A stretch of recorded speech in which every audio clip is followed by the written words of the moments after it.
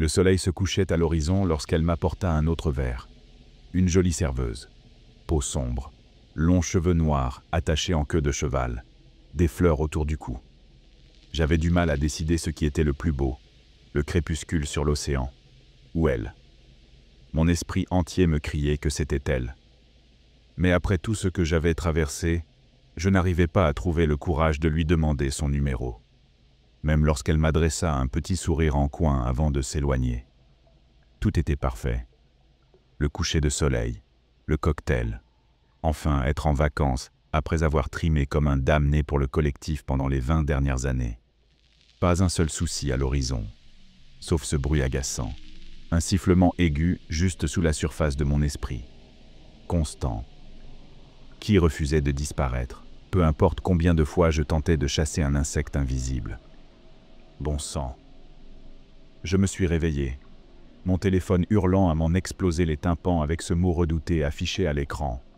Travail. Je poussai un grognement. La plage me manquait déjà, et la jolie fille qui me servait à boire.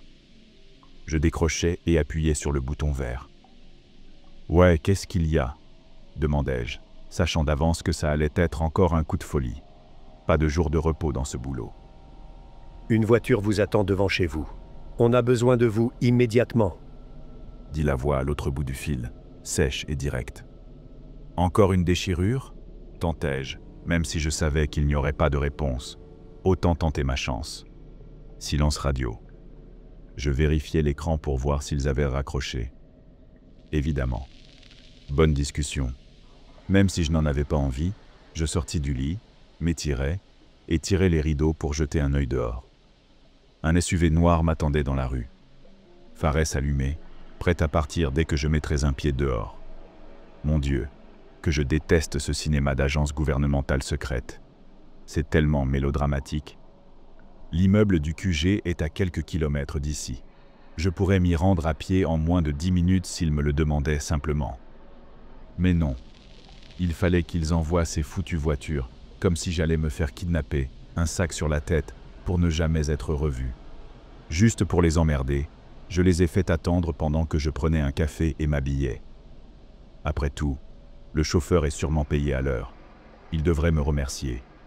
Les hauts gradés du collectif n'en ont rien à foutre si j'arrive avec quelques minutes de retard, non? Et puis il est 3 heures du matin, bon sang. Mon sommeil paisible et mon joli rêve ont été interrompus. Un café, c'est le minimum. Le chauffeur ne m'a rien dit lorsque je suis monté dans la voiture. Il s'est contenté de démarrer, direction le centre-ville. Je sirotais mon café en silence, me demandant quelle nouvelle merde le collectif allait encore me balancer à cette heure. Je pense qu'après ça, je vais exiger des vacances, peu importe l'importance de la mission. Je les ai méritées, bordel. Surtout après tout ce que j'ai accompli avec le programme Cognizant et toutes ces fichues déchirures dimensionnelles que j'ai colmatées. Mon Dieu, faites que ce ne soit pas encore une déchirure. Une aberration de réalité qui passe dans notre monde. Ça, je peux gérer. Mais une brèche complète dans le tissu de la réalité? Il ne m'en reste plus beaucoup en réserve avant qu'ils ne me sortent du circuit pour de bon. J'espère au moins qu'ils me fileront une bonne équipe cette fois, si c'est le cas. Le QG du collectif se trouve dans un grand immeuble discret, en plein centre-ville. Un petit panneau à l'entrée le présente comme une agence de marketing, bien que je n'ai aucune idée si une seule opération publicitaire s'y est déjà tenue. Et je ne comprends pas pourquoi le bâtiment est aussi haut. Tout notre boulot se fait en sous-sol, dans un gigantesque réseau de tunnels et de sous-sols qui s'étend sur des kilomètres. Cet endroit renferme des horreurs indicibles, des aberrations qu'on a enfermées au fil des années. Si ce lieu venait à tomber, l'humanité ne tiendrait pas longtemps. Enfin, dans notre univers, en tout cas. Le chauffeur se gara sur le trottoir sans dire un mot. Les portes se déverrouillèrent et je sortis. L'air chaud et humide me frappa au visage, tandis que je me dirigeais rapidement vers l'entrée, traversant le hall jusqu'à l'ascenseur. Comme toujours, le sous-sol 4 s'alluma quand je passai mon badge sur le panneau. Un bourdonnement, un léger tremblement, puis l'ascenseur descendit. Il s'ouvrit sur les mêmes couloirs blancs et éclairés au néon que je voyais depuis 20 ans. À ce stade, je ne me souviens même plus de la vie avant le collectif. Juste des poursuites sans fin pour colmater des failles, et capturer des anomalies. Le couloir était presque vide, malgré l'agitation permanente de l'endroit. Après quelques minutes de marche solitaire, j'aperçus enfin un homme âgé qui m'attendait devant une salle de briefing. « Agent Harker, heureux de vous revoir. » dit Ronald en tendant la main. Je la serrai brièvement, avant de le suivre dans la pièce, pendant qu'il commençait à parler. « Même si je doute que vous puissiez en dire autant, on vous appelle toujours pour les pires merdes. » J'étais en train de rêver d'une plage, grognai-je en m'asseyant à la table, ouvrant le dossier qu'il avait lancé devant moi. Pendant un instant, je crus que les photos étaient en noir et blanc. Mais après les avoir regardées plus attentivement, je réalisai qu'il s'agissait d'un paysage glacé et désolé. « Où est-ce que vous m'envoyez » demandai-je. « L'Arctique, » répondit Ronald en s'asseyant en face. « On a un sacré problème, sans mauvais jeu de mots. » En parcourant le dossier, je compris peu à peu ce dont il parlait. Base de recherche arctique, études sur des forces occultes ayant ouvert une déchirure interdimensionnelle. Jésus, les nazis, ça fait un bail que je ne les ai pas vus impliqués dans quoi que ce soit. Comment une base nazie peut encore tenir en 2025 demandai-je en levant les yeux. Honnêtement, je suis aussi surpris que vous, répondit Ronald. On vient tout juste d'apprendre l'existence de cet endroit grâce à une transfuge qui s'est pointée chez nous. Elle dit qu'un groupe de la SS s'est planqué là-bas depuis l'époque d'Hitler. Ils ne sont jamais partis, même après son suicide dans son bunker. Ils ont formé leur propre faction, cherchant à le ramener par des procédés surnaturels. Ronald se pencha en arrière et alluma une cigarette. Et devinez quoi? Ils ont trouvé comment faire. Vous vous foutez de moi? Je pars à la chasse à Hitler? Dis-je en relevant la tête. Si seulement ce n'était que ça. Bordel, quel merdier! Soupira Ronald. Il se pencha à nouveau, tira une longue bouffée, puis continua. Ils ont ouvert un portail vers l'enfer, Harker. Oh, sérieusement?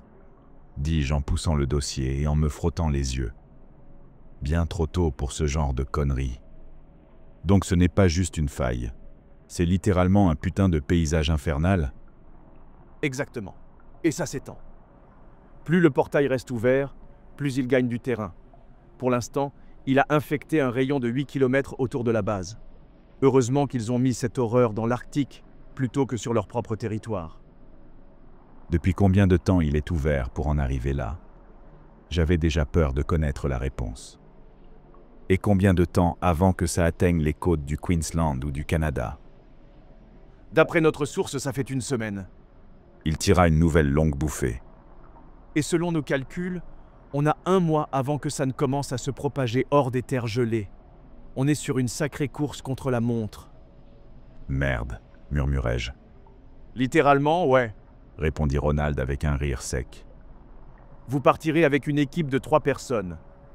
Une spécialiste de l'occulte Vera, capable de fermer le portail grâce à un rituel. Les 2 autres, Pete et Marcus, sont nos experts en démolition et en sécurité. J'ai aussi autorisé la transfuge à vous accompagner comme guide.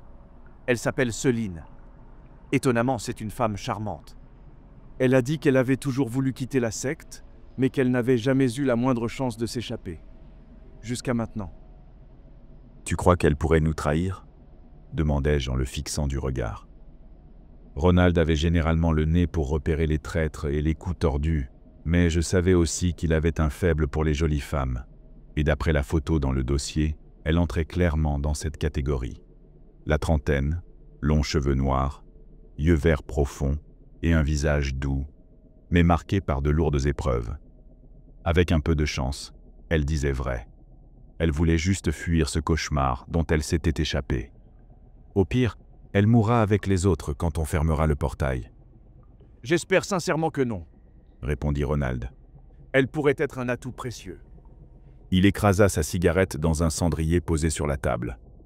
En parlant d'atout, rien ne doit sortir de là. Compris? Aucune fuite, aucun survivant. Et, attends une seconde. Tu as dit que c'était une sorte de complexe, pas vrai?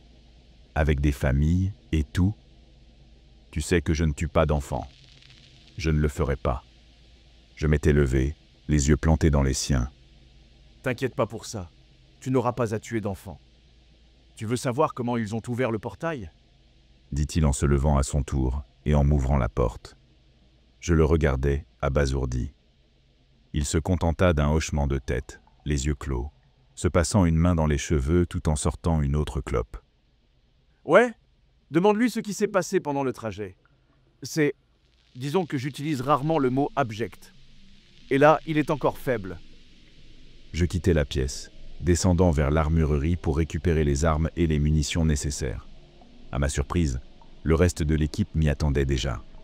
Vera, une femme de mon âge aux cheveux auburn foncés et à la silhouette élancée, me fit un petit signe de la main quand j'entrai.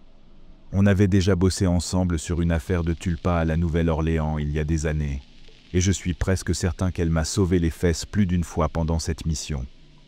Les autres, Pete et Marcus, ressemblaient au chiffre 10 côte à côte. Pete était grand et sec, avec une calvitie naissante malgré son âge à peine avancé. Marcus, lui, donnait l'impression d'être gros, mais c'était en réalité une masse musculaire compacte, dissimulée sous sa carrure, et une énorme barbe broussailleuse assortie. Ils sortèrent des armes et explosifs des râteliers, les fourrant dans des sacs tactiques pour se préparer. Je m'approchai de Vera pour faire un point rapide. « On a l'essentiel » demandai-je. Elle hocha simplement la tête et me lança un petit bocal de liquide transparent. Eau bénite. J'ai aussi fait commander des munitions trempées et consacrées pendant qu'on y était. Ronnie t'a déjà briefé sur ce qu'on va affronter? Des nazis, une porte vers l'enfer, la toundra gelée de l'Arctique. J'ai déjà joué à Wolfenstein. Ça ira. Je soupirai. Elle eut un petit rire. Si seulement c'était aussi simple. Écoute, si on croise Mecha Hitler, là, je commencerai à m'inquiéter, plaisantai-je, à moitié en train de flirter. J'évitais les relations sur le terrain, mais elle... Waouh! Rien de plus à dire. Son sourire était éblouissant.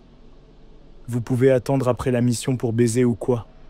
cria Pete depuis l'autre bout de la pièce. Je lui fis un doigt d'honneur, tandis que Vera éclatait de rire, avant de retourner à ses préparatifs. Derrière elle, je vis le traditionnel arsenal destiné à repousser les horreurs impies, eau bénite, crucifix et de vieux grimoires couverts de runes étranges. Probablement de l'araméen. Utilisé pour fermer les portails, ou les ouvrir, si quelqu'un est assez stupide pour essayer. « Où est la transfuge ?» demandai-je en balayant la salle du regard. Ma question reçut une réponse immédiate. Elle était assise contre l'un des murs du fond, fixant un point droit devant elle, comme si rien n'existait autour. La pauvre femme avait ce regard vide, ce regard des 1000 mètres, que je connaissais bien. On le voyait toujours après quelque chose d'horrible. Mon Dieu, elle a l'air détruite. Ouais, elle a vécu des choses pas jolies, répondit Vera. On continua de se préparer en silence, rassemblant armes et équipements, s'assurant d'avoir tout ce qu'il nous faudrait pour affronter ce qui nous attendait, littéralement l'enfer. Au bout de 2 heures, nous étions prêts. Sur le toit, un hélicoptère nous attendait, prêt à nous emmener à l'aéroport pour un long vol. Le trajet en hélico fut court. Tout le monde était silencieux, le bruit des pales couvrant toute tentative de conversation. Une fois à l'aérodrome, un avion cargo nous attendait, déjà équipé de systèmes de communication pour envoyer des rapports ou des appels à l'aide. On embarqua et décolla peu après. Assis dans le silence, on regardait le sol s'éloigner, emportant avec lui la sécurité relative de notre foyer. « Alors, t'es une nazie ?» lança Marcus à Selene, sans détour, brisant le silence du vol. Pete éclata de rire, tandis que Vera laissa échapper un long soupir. « Ne la provoque pas, Marcus. C'est elle qui va nous guider une fois sur place, dis-je. »« Non, c'est bon, » répondit Selene. Sa voix était douce, calme, avec une légère touche d'accent allemand. « Je suis né parmi eux, oui. Mais maintenant, je veux qu'ils brûlent tous. »« Putain, je bois à ça !» dit Marcus en levant une petite flasque. Vera la lui arracha aussitôt des mains, renversant le contenu sur le sol. Hé, c'était ma seule bouteille. Tu t'apprêtes à participer à une mission ultra dangereuse où chacun d'entre nous risque sa peau. Tu peux bien rester sobre jusqu'à ce qu'on en sorte vivant. Jésus. Vera le réprimanda, le faisant rougir malgré sa barbe épaisse. Elle se tourna ensuite vers Selene. Qu'est-ce qui t'a poussé à vouloir fuir ? J'ai grandi en entendant parler de la gloire du Reich. On nous disait qu'on était ceux qui allaient restaurer le pouvoir dans ce monde. Commença-t-elle en se penchant, poussant un soupir. Tu sais ce que c'est, grandir sans jamais voir le soleil? Là-haut, il fait froid. On nous répétait qu'on ne devait jamais sortir, ne jamais laisser la corruption du monde nous atteindre. On devait rester pur pour le jour où le Führer reviendrait. Oh putain, c'est reparti. Murmura Pete en ramassant la flasque de Marcus pour essayer d'en tirer une dernière goutte. Quand j'ai eu 20 ans, j'ai été choisie, parmi celles qui devaient préserver l'héritage du Führer, même après sa disparition. Par l'intermédiaire de certains de leurs scientifiques, j'ai eu un enfant. Une fille magnifique, que j'ai appelée Anneliese. Elle était forte, splendide. Je l'ai élevée pour qu'elle soit gentille, douce avec les autres. Elle était la seule chaleur que j'ai jamais connue dans ce complexe glacé. Quand elle était près de moi, même 1000 soleils auraient semblé pâles à côté. Puis, ils me l'ont prise, dit-elle, les yeux soudain glacés, de petites larmes se formant au coin des yeux. Ces salauds, ils m'ont retenu pendant que je hurlais, que je les griffais, les suppliais de me laisser passer. Je les ai vus l'emmener dans un cercle avec les autres enfants. Et ils lui ont tranché la gorge. Son sang s'est répandu sur la porte. Ils ont échangé sa vie contre du pouvoir, sans jamais se demander si elle aurait pu accomplir quelque chose de plus grand. Elle fondit alors en larmes. Vera s'approcha et posa une main sur son épaule, tentant de retenir les siennes. Mais Selene continua, d'une voix devenue tranchante. Je jure que je leur trancherai la gorge moi-même. Ils m'ont pris le seul rayon de soleil que j'ai jamais connu. Je leur ferai ressentir l'absence glaciale du soleil pour l'éternité. Oh. Putain. C'est tellement badass, murmura Marcus avec un sifflement admiratif. Je lui mis un coup dans le tibia pour le faire taire. Arrivée estimée dans 5 heures, annonça une voix dans les haut-parleurs de l'avion. Très bien. Tout le monde se repose et se tient prêt à bouger dès qu'on arrive. Compris? J'obtins quelques hochements de tête en réponse. Je me laissai aller contre le dossier du siège dur, fermai les yeux et laissai le bourdonnement du vent dehors m'envelopper, me berçant vers ce qui pourrait bien être le dernier sommeil paisible de ma vie. Putain, regardez ça, hurla Pete, me réveillant en sursaut alors que l'avion entrait en turbulence. Je me frottais les yeux, luttant contre le poids de la fatigue qui menaçait de me refermer les paupières. Harker, sérieux, viens voir ça, cria-t-il à nouveau. Ouais, j'arrive, grognai-je en me levant, tentant de garder l'équilibre alors que l'appareil tanguait. Oh merde, il fonce droit sur nous, hurla Marcus en plongeant derrière moi pour retourner à son siège. De quoi tu parles? Demandai-je, à peine arrivé au hublot. Puis je le vis, et je restai abasourdi. Une créature gigantesque volait à côté de notre avion, au moins la moitié de la taille du cargo. Et clairement, elle n'avait rien d'amical. De longues ailes de cuir la portaient dans l'air glacé, battant lentement. Sa tête avait quelque chose d'humain, mais avec un museau reptilien pointu et fendu, et une mâchoire garnie de crocs acérés. Mais surtout, ses yeux. 2 orbes étranges, à la fois noirs comme la suie et embrasés d'un feu intérieur. Sur son crâne, 2 cornes énormes et spiralées, capables sans doute de transpercer un cheval sans s'arrêter. J'aurais juré qu'elle m'avait fixé droit dans les yeux, avant de plonger vers l'avion. Elle frappa l'appareil de son énorme main humanoïde terminée de griffes tranchantes. Un horrible crissement de métal retentit, tandis que le fuselage était entaillé, faisant dévier violemment l'avion. Accrochez-vous à quelque chose, on va s'écraser. La voix du pilote retentit dans les haut-parleurs, juste au moment où le démon porta un second coup, arrachant l'aile droite dans un bruit d'apocalypse. Les sirènes d'alarme se mirent à hurler alors que nous commencions à plonger, emportés par la gravité. Le cockpit tentait désespérément de maintenir l'appareil stable, mais l'avion tournait, penché d'un côté, alors que le démon poussait un hurlement infernal, audible même à travers le vent et les alarmes. Rage, douleur, haine. « Attachez-vous !» criai-je en luttant contre les jets pour rejoindre mon siège. Je tirai la ceinture sur moi, la fixai. Il ne restait plus qu'à fermer les yeux, serrer les dents et prier pour ne pas finir en pulpe sanglante sur la glace. Le cri de la créature résonna à nouveau à travers la coque. Même si on survivait au crash, elle allait revenir. Et ce n'était que le début. Le vent hurlait, mêlé aux alarmes. Pete, je crois, commença à vomir ce qu'il avait pu manger, mélangé à l'alcool, pendant qu'on tournoyait dans le vide. Je m'agrippais aussi fort que je le pouvais, sans trop contracter mes muscles, pour éviter d'aggraver l'impact, On arrive en approche rapide, dit le pilote dans le micro. mais j'ai une petite surprise pour eux. Je vois la base. Puis un bruit abominable de métal qui se déchire interrompit ces mots. L'avion pencha d'un côté, se redressa un bref instant, puis on sentit le vide s'ouvrir sous nous une fois encore. Et pendant une seconde, il y eut le silence. La seconde suivante, tout fut brisé. L'impact nous projeta dans tous les sens. Des débris volèrent dans l'habitacle.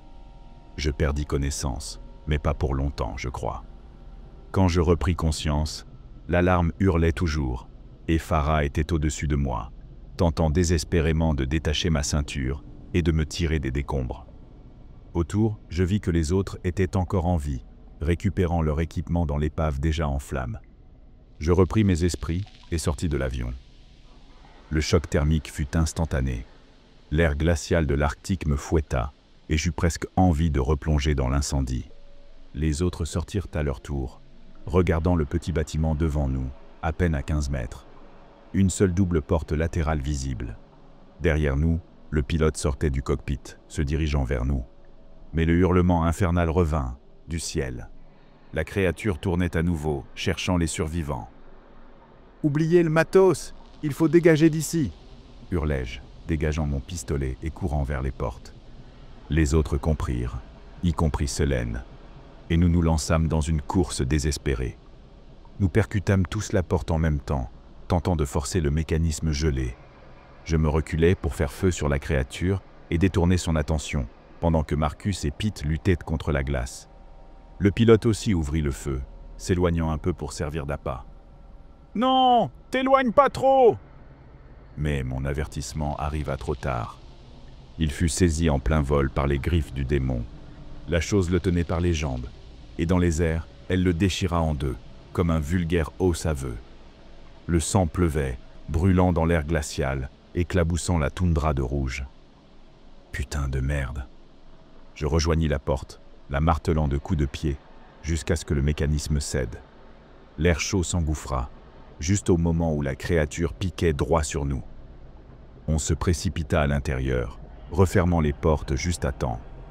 Le démon s'écrasa contre elles avec une telle force qu'elles tremblèrent, mais il était trop grand pour passer.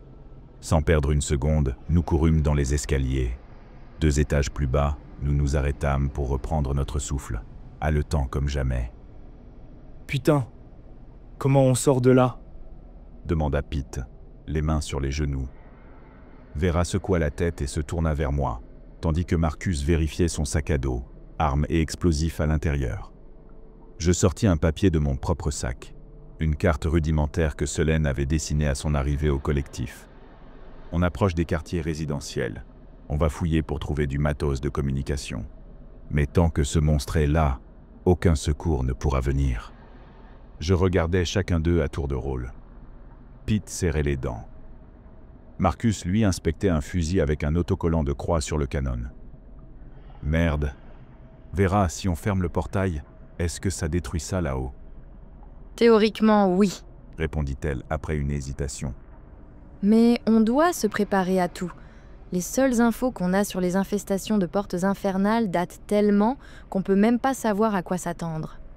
La dernière fois que ça s'est produit, ils ont juste bombardé toute la zone, priant pour que ça marche.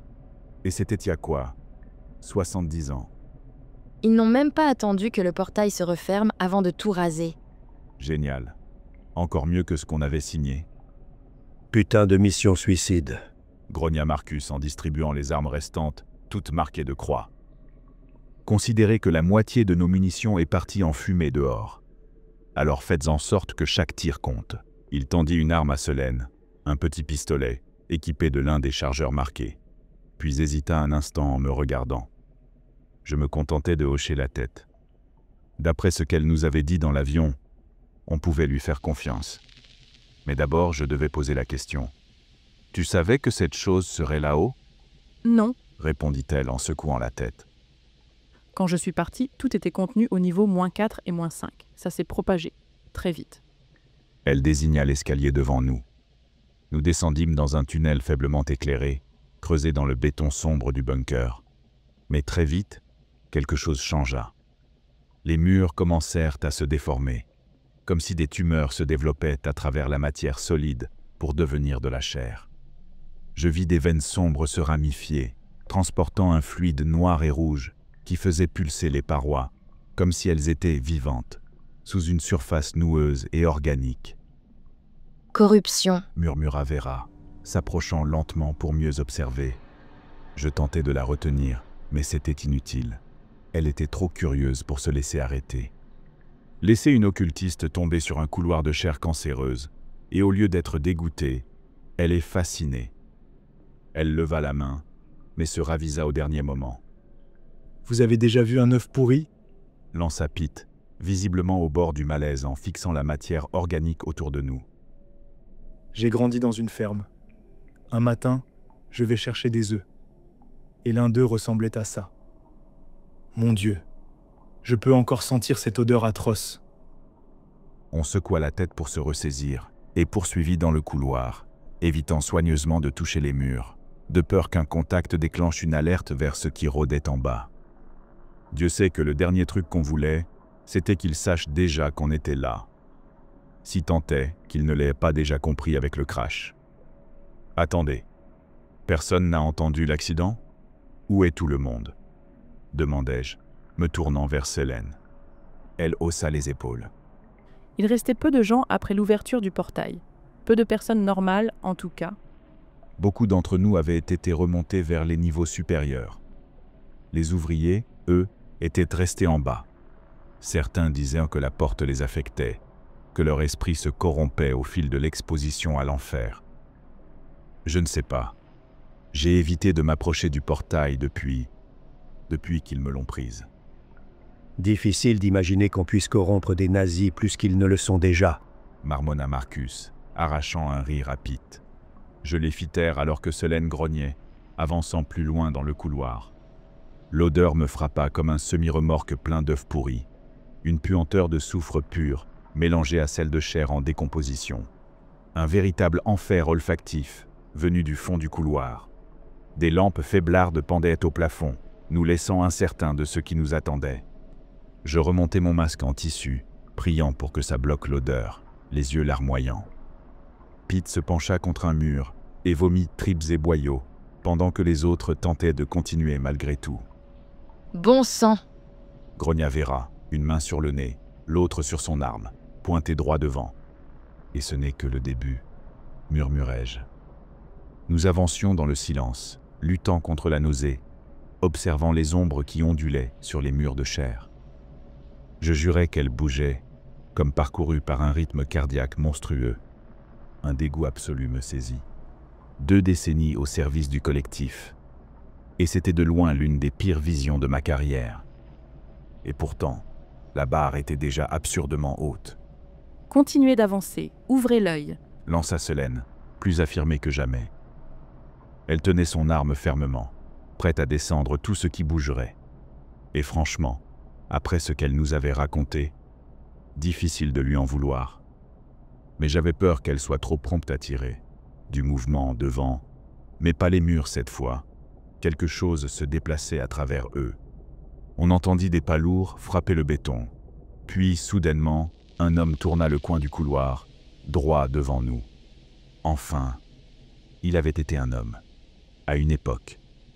Son visage était ensanglanté, ses yeux absents, remplacés par des cavités béantes. Malgré ça, il semblait nous voir. Il s'arrêta, nous jaugea, puis ouvrit la bouche pour pousser un cri inhumain, interrompu net par un coup de feu. Selene venait de tirer. La balle entra proprement dans l'une des orbites vides, ressortant à l'arrière dans un giclement de sang qui tapissa le mur de chair. « Adieu la discrétion !» marmonna Marcus, enchaînant avec une série d'insultes plus créatives les unes que les autres. On se mit tous à courir en même temps alors que d'autres pas précipités résonnaient dans le couloir. Ils venèrent vers nous. En tournant le coin, le choc visuel fut total. Pas d'autre couloir, pas d'escalier, mais une caverne immense. Un pont métallique branlant s'étendait au-dessus d'un gouffre noir, où des flammes brûlaient, loin en contrebas. Les parois étaient de toujours recouvertes de cette chair abjecte, mais impossible de voir où ça se terminait. Et ce pont, il grinça dès notre premier pas. Je n'avais aucune confiance. Il suffisait d'un faux mouvement pour tomber droit dans les flammes. Mais mes craintes furent balayées lorsque j'aperçus 4 silhouettes de l'autre côté de la caverne. Elles couraient vers nous, sans yeux, les dents aiguisées et ensanglantées, poussant des hurlements discordants pour prévenir les autres. On ouvrit le feu. La première fut touchée à la tête, emportant un des leurs dans sa chute. Je vis son corps se fracasser dans le vide, et je jure que les flammes montèrent le cueillir. « Foncez !» criai-je, prenant la tête du groupe. Le contact fut rapide. Plutôt que de gaspiller mes munitions, je me baissai, soulevai l'un d'eux avec l'épaule et le jetai par-dessus la rambarde.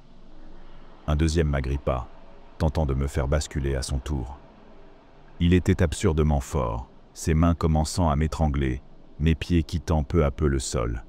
Mais le pire, c'était son souffle. Une haleine putride, saturée de chair morte. De près, je voyais que ses orbites pourries grouillaient de verre blanc, se nourrissant de la chair nécrosée. Alors que je penchais dangereusement vers le vide, un couteau s'enfonça dans son flanc. Marcus. Pete m'attrapa aussitôt, me ramenant en arrière. On balança les cadavres dans le feu, puis on courut vers la crevasse. Quand on atteignit enfin l'autre côté, tout le monde s'effondra. Pete embrassa littéralement le sol, tandis que le pont craquait encore derrière nous, prêt à s'effondrer. C'était quoi ce bordel? C'est censé être un bunker, pas un enfer vivant. Les portes de l'enfer ne laissent pas seulement passer des démons, Répondit Vera. elles modifient la géographie elle-même. Elle secoua la tête, résignée. Attendez-vous à bien pire, on est déjà en enfer. Fantastique. Grogna Marcus en rengainant son couteau. Il sortit une mitrailleuse légère, inséra un nouveau chargeur marqué d'une croix. Heureusement que j'ai pris plus de puissance de feu. On va en avoir besoin. Je lui fis un signe de tête. Merci pour le coup de main tout à l'heure. Je t'enverrai la facture quand on sortira d'ici. Il grogna en retour. On enverra tous la facture à Ronald. En double, pour cette merde. Vera éclata d'un petit rire sec, Amène à ça, ma sœur. dit Pete, se redressant et avançant. Allez, en avant, et en bas, tout le monde. Je pris la tête, descendant le chemin en pente, au creux de la crevasse. Les murs de chair autour de nous palpitaient plus intensément à mesure que nous avancions, comme si plus on se rapprochait du centre, plus l'énergie grandissait.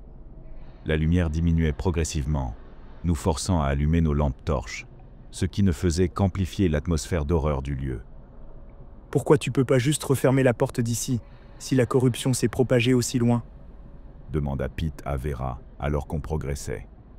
Tu crois que gérer des démons, c'est aussi simple? Rétorqua-t-elle, tenant son arme devant elle, la poussière dansant dans le faisceau de sa lampe. On ne peut fermer une porte qu'à l'endroit même où elle a été ouverte. Sinon, tu risques de l'élargir encore plus et de condamner encore plus de monde. Tu pouvais juste dire que ça marcherait pas. J'aurais compris, tu sais. Marmonna-t-il, un peu vexé. Le tunnel devenait de plus en plus sombre. Les murs de chair passèrent du rouge profond au noir, mais continuaient à pulser. Un rugissement sourd résonna dans le tunnel, nous stoppant tous net. « C'est quoi encore ?» grogna Marcus, l'arme au poing, le doigt sur la détente. Certainement rien de sympa. Marmonna Pete. On attendit, tendus, prêts à faire face à une nouvelle horreur. Mais rien ne surgit. Un nouveau grondement, plus faible, rebondit contre les parois charnelles, sans rien révéler non plus. « Continuez », dis-je en gardant la voix basse pour éviter d'alerter quoi que ce soit. On reprit la marche, prudent, silencieux, à l'affût du moindre bruit annonciateur d'un nouveau cauchemar. Un hurlement retentit de nouveau, mais derrière nous cette fois. On se retourna aussitôt, perplexe. Comment quelque chose aurait-il pu arriver par là? Et pourtant, une bête immense nous fonçait dessus depuis le tunnel. Énorme, recouverte d'écailles reptiliennes, galopant sur 4 pattes. Des cornes massives inclinées en avant, prêtes à embrocher le premier venu. On se mit à courir à toute vitesse, oubliant toute prudence sur ce qui pourrait nous attendre devant. Tout ce qu'on voulait, c'était ne pas se faire rattraper par ça. Ses mâchoires claquaient, ses pas résonnaient. Elle gagnait du terrain. Une lumière à l'avant indiquait qu'on approchait de la sortie. Mais était-ce vraiment mieux?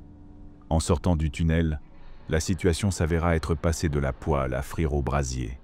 Et le brasier était partout. Il n'y avait plus de caverne. On avait littéralement franchi la porte de l'enfer, à ciel ouvert. Des flammes jaillissaient du sol.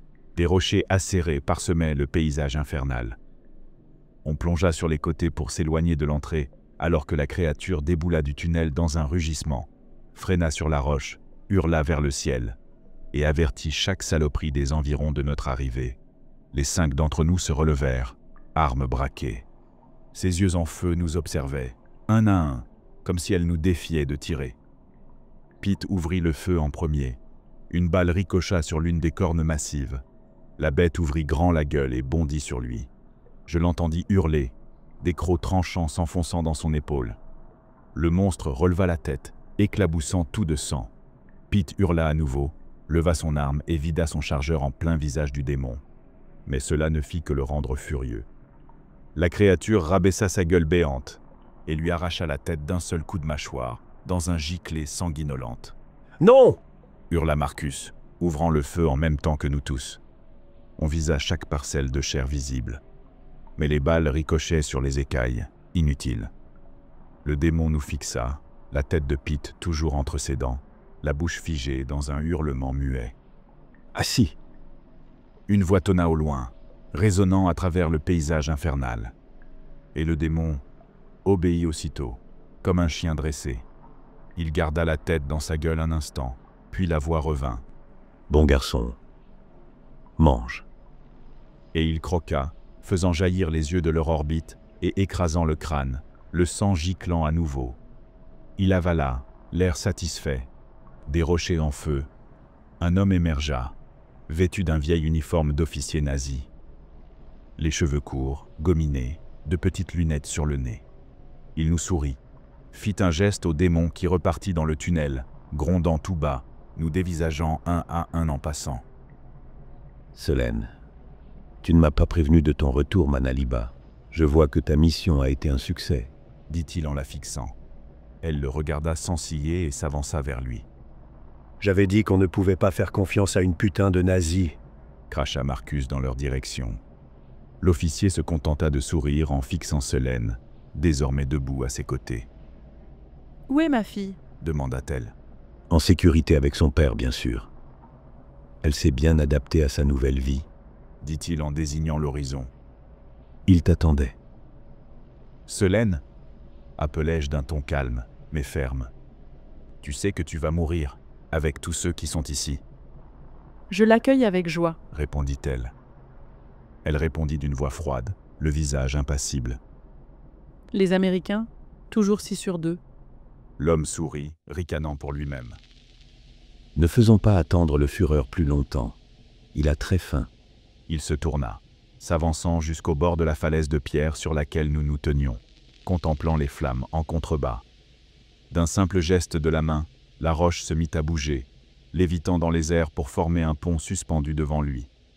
Une lueur bleue pâle s'enroula autour de sa main, tissant des filaments vers les pierres flottantes, une forme de magie, visiblement. Selene le suivit, se détournant de nous après un dernier regard noir. « Venez donc » cria-t-il, qu'il s'attende à ce qu'on le suive, alors qu'on avait toujours nos armes pointées sur lui, tenait de l'arrogance pure. Je tirai. La balle le frappa à l'épaule, de dos. Il ne bougea même pas. Il se retourna lentement, poussa un soupir. « Très bien. Nous allons donc le faire à la dure. Les cartes ?» 4 immenses démons ailés surgirent du vide sous la falaise. Leurs ailes battirent, l'air brûlant, soulevant une tempête de chaleur en descendant à notre niveau. Marcus tira 2 fois, mais les balles rebondirent sur leurs écailles. L'un des tirs de Vera transperça la membrane d'une aile, arrachant un cri furieux au démon. Il leva sa patte pour frapper, mais l'officier lui donna un nouvel ordre. Il obéit, et attrapa Vera dans sa main gigantesque, la serrant comme un jouet. Les autres firent de même. L'un saisit Marcus, tandis qu'un autre fonça sur moi. Je tirai 2 fois, raté, puis une balle qui érafla une corne. avant de sentir les griffes écailleuses s'enrouler autour de mon torse. Il serra aussitôt, me coupant le souffle, alors que je me débattais pour respirer. « En avant !» déclara l'officier en reprenant sa marche sur les rochers flottants. Les démons nous emportèrent dans les airs, leurs battements d'ailes surchauffant l'air, rendant chaque respiration douloureuse. En passant au-dessus de la falaise, je vis ce qui nous attendait en bas, et je compris que même si l'on survivait, notre âme était condamnée. Des kilomètres de puits enflammés, remplis de corps tordus, vivants, mais prisonniers de l'agonie. Je vis depuis les airs ces damnés ramper les uns sur les autres, certains hurlant, d'autres recroquevillés dans une position fétale.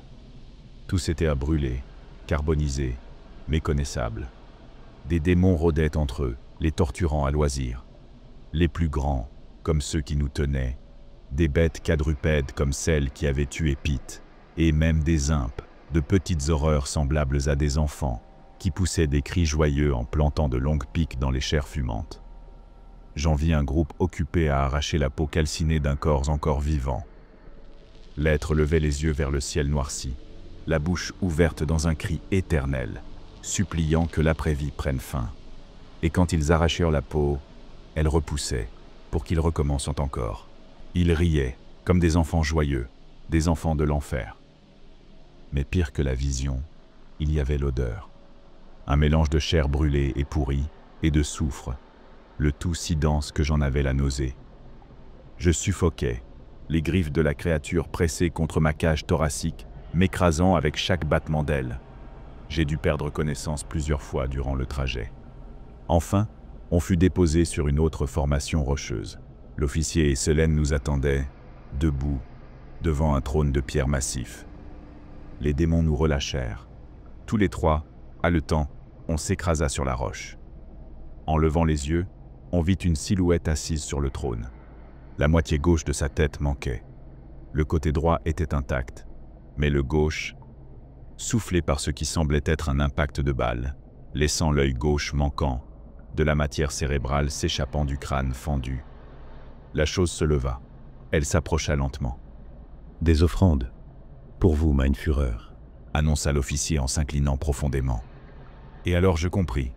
C'était lui, Hitler, l'architecte de l'un des pires cauchemars de l'histoire humaine, debout devant nous, dans les entrailles de l'enfer. Son œil droit, enflammé, nous inspecta, un par un. Les démons nous relevèrent, nous mettant à genoux devant lui. Il posa une main sur la joue de Vera, la caressant. Puis il pinça Marcus au ventre, comme pour en tester la chair. Il nous en fallait 4 pour le roi. Il se tourna vers l'officier. « Oui, mein Führer. Malheureusement, l'un d'eux est mort lors de la chute. Mais nous avons elle. » Il désigna Selene. Elle, jusqu'ici figée, explosa de rage. « Non, tu m'avais promis, tu m'avais juré que si je t'amenais les derniers sacrifices, ma fille et moi serions libres. » Elle leva la main, prête à gifler Hitler, mais un rugissement immense jaillit des flammes. Hitler éclata de rire. « Oh, je t'ai juré. Oui, mais je n'ai juré fidélité qu'à un seul, depuis que je suis ici. » Le sol trembla. Quelque chose approchait. Et là, il sortit de l'ombre. Un démon colossal, plus grand que tous les autres, s'avança, chacune de ses enjambées faisant trembler la roche. Ses yeux brillaient de milliers de flammes. Sa gueule était assez grande pour engloutir un immeuble entier. Ses écailles étaient immenses, d'un noir profond, comme faites de pierres volcaniques. J'eus envie que mon esprit se ferme, incapable d'assimiler l'ampleur de ce cauchemar. Voici le grand profanateur, le seigneur des mouches, celui qui ramènera le 4e Reich sur terre. Hurla Hitler, s'inclinant devant le démon. La créature parla. « As-tu honoré ta part du pacte ?» Mon Dieu! La voix résonnait directement dans mon crâne. Le sol vibrait autour de moi. Je luttais pour garder l'équilibre, mes yeux tombant sur un cercle immense tracé au sol, juste devant le trône. « Les derniers sacrifices sont ici, Seigneur, » répondit Hitler, tête baissée, trop terrifié pour lever les yeux. Alors le démon changea de forme. Il rétrécit, se transformant en un homme. Un homme d'une beauté surréelle, cheveux blonds ondulants, une lumière dorée émanant de lui. Il se tenait devant Hitler comme un dieu vivant. « As-tu déjà goûté la Vierge que je t'ai donnée, Seigneur » demanda Hitler. Elle était convenable, répondit Satan, son regard se posant sur nous, puis sur Solène. C'est sa mère? Oui, Seigneur, cette catin est la dernière offrande. Fils de pute! Hurla Solène, dégainant l'arme à sa ceinture et tirant. La balle ricocha sur la peau du démon comme sur du titane. Il avança, calme, posant les yeux sur elle de haut en bas. Vera me donna un coup de coude, me désignant le sol. Là, je vis les runes gravées, formant le cercle de la porte de l'enfer. « Il nous faut du sang pour l'activer », articula-t-elle en silence. Satan touchait désormais Solène, une main glissant de sa joue à sa poitrine. « Ta fille était délicieuse. Seras-tu à la hauteur ?» Il posa sa bouche sur son cou, mordit légèrement, fit couler un peu de sang, puis il lécha, savourant. J'espérais que son sang touche le cercle, mais je savais que ça ne suffirait pas. Je sortis lentement un couteau de ma ceinture, discret, mais l'officier me vit. « Non, arrêtez-les. Saisissez leurs armes. Maintenez-les jusqu'à ce que le Seigneur soit prêt. » Les démons nous plaquèrent au sol, leurs griffes écrasant l'air hors de nos poumons. Et alors Satan se tourna vers Hitler. « Et toi, que veux-tu en retour de ces sacrifices ?» « La terre, Seigneur, je désire régner, pendant un millénaire, pour le 4e Reich. » Il s'agenouilla devant lui et baissa la tête. « Je préparerai le monde à votre règne à venir. Je ferai couler le sang des impurs dans les océans. Je bâtirai de grandes cités en votre honneur, où les démons régneront. Je ferai tout ce que vous me demanderez.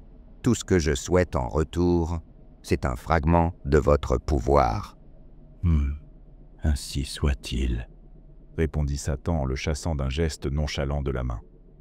Solène, elle, restait là, les yeux baissés, des larmes commençant à poindre. « Où est ma fille » demanda-t-elle. « Tu n'écoutes pas. Ta fille est morte.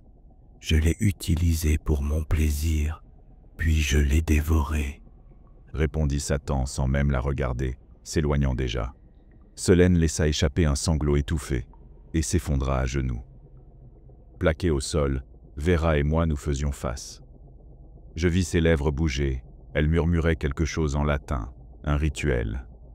Elle récitait les incantations pour refermer la porte de l'enfer, espérant que du sang tombe sur le cercle et active le rituel. Elle me fixa tout en chantant, me faisant un bref signe de tête. « Fais ce que tu dois faire. » Je lui rendis le geste, l'esprit en surchauffe. Il me fallait faire couler du sang sur le cercle, n'importe comment.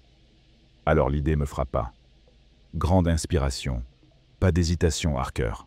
Ouvre grand la bouche, tire la langue, et mort. Fort. Tu as déjà connu pire. Ce fut plus difficile que prévu. Mais après plusieurs morsures, malgré la douleur, j'y parvins. Par précaution, je mordis aussi l'intérieur de ma joue, obtenant un bon filet de sang que je recrachai sur le sol. Vera poursuivait, plus fort maintenant. Le cercle commença à luire faiblement. L'officier s'en aperçut le premier. Il hurla à quelqu'un de l'arrêter. Trop tard.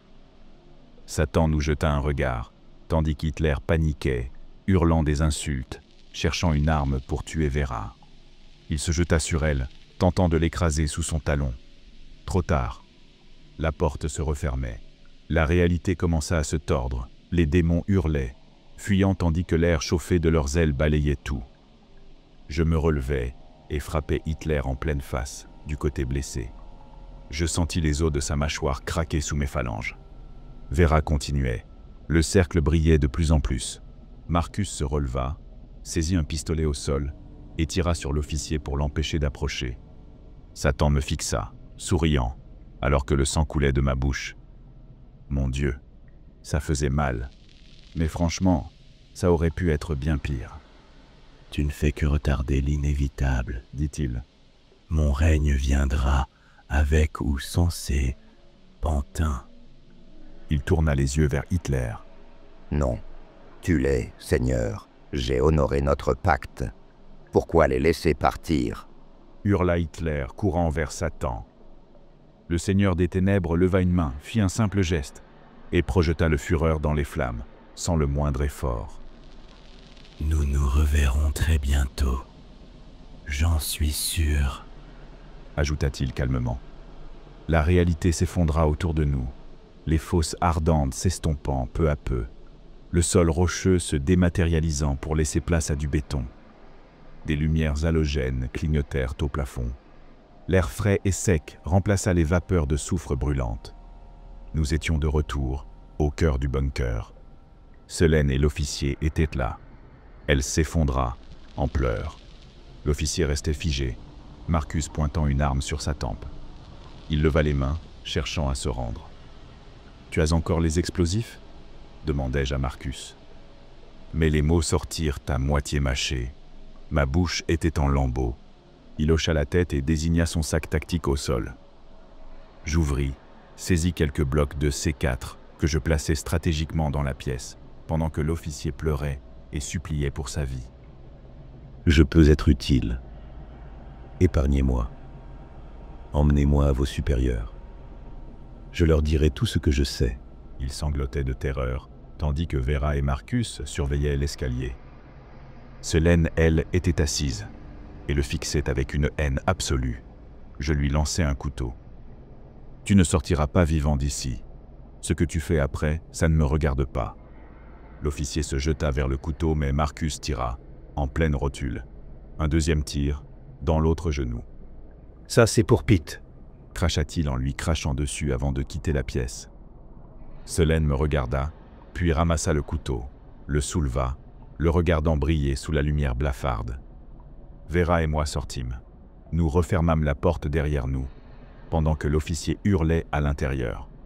Nous remontâmes jusqu'à la surface, traversant l'enfer glacé de l'Arctique jusqu'à l'épave de notre avion, désormais carbonisée mais éteinte. On s'y abrita du froid, puis j'appuyai sur le détonateur. Une série de détonations fit trembler le sol sous nos pieds. Le petit bâtiment, dernier vestige visible de ce qui dormait en dessous, se mit à fumer, puis à s'embraser. Des heures passèrent, on resta dans l'épave. Enfin, un avion passa au-dessus de nous. Vera et Marcus sortirent, firent des signaux et tirèrent des fusées éclairantes. Pas qu'il y en avait vraiment besoin. La fumée noire montait encore, visible à des kilomètres. L'appareil atterrit. Un pilote et quelques agents vinrent nous chercher, expliquant qu'ils avaient un traceur d'urgence à bord de l'appareil, pour ce genre de situation. « On rentre au collectif pour un débriefing », nous dirent-ils. Je ne peux pas dire que j'ai hâte de parler.